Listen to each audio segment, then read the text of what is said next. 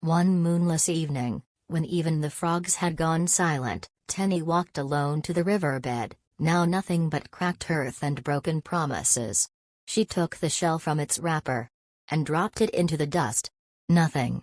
Then, a tremble. A low hum. And suddenly, the ground opened. Water gushed out, clear and full of life. It flowed through Igon like mercy. Children danced in it. Elders wept. But no one knew what Teni had done. She smiled and walked back home, her wrapper still wet from that stormy night long ago. After the river returned, Igon rejoiced. Water flowed. Yams sprouted. Laughter returned to walls that had grown silent. Children played by the stream. Women sang at dawn. Even the elders clapped to songs the wind had buried. But Teni said nothing. She kept her secret like a quiet ember, warm, glowing, unseen. Until the morning it returned. There, beneath the sacred Iroko tree, where her journey began, sat the wallet once more. But this time, old. Faded. Cracked along the edge. Silent. Inside, no voice, no glow. Only dust. And a wooden comb. Carved with Nsabiti symbols older than names. She picked it up. And the wind stilled. That night, her dreams shifted. She stood in a forest path of mirrors. Each one calling names she had never dared speak aloud.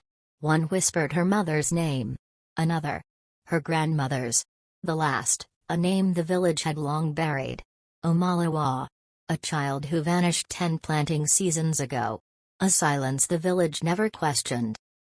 At dawn, Teni rose and walked beyond the edge of Igon, to the place only palm wine tapsters dared go. There, hidden in bush and hush, stood the occurrences tree. Gnarled bark. Roots tangled in red cloth and forgotten beads. Untouched for years. At its base, a stone bowl. Cracked. But steady. Inside, bones wrapped in old cloth. And beside them, a tiny anklet made of cowrie shells. Teni knew then, Omalawa did not run. She had been hidden. Buried. Forgotten. By design. Teni did not cry. She simply dug. With her bare hands, she made a resting place. She whispered a prayer the wind could carry. And she combed this oil around the grave with the wooden comb, like a final blessing. As the last line of dirt was laid, the earth shifted. The tree groaned. And from its bark emerged a thin stream of light, rising like smoke. Splitting into fireflies.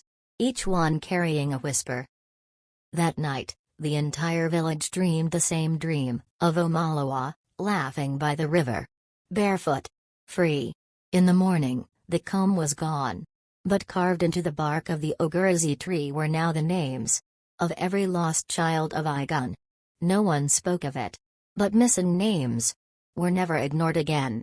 And when a secret tried to hide, the village remembered Teni. She still lived simply. Still fetched water.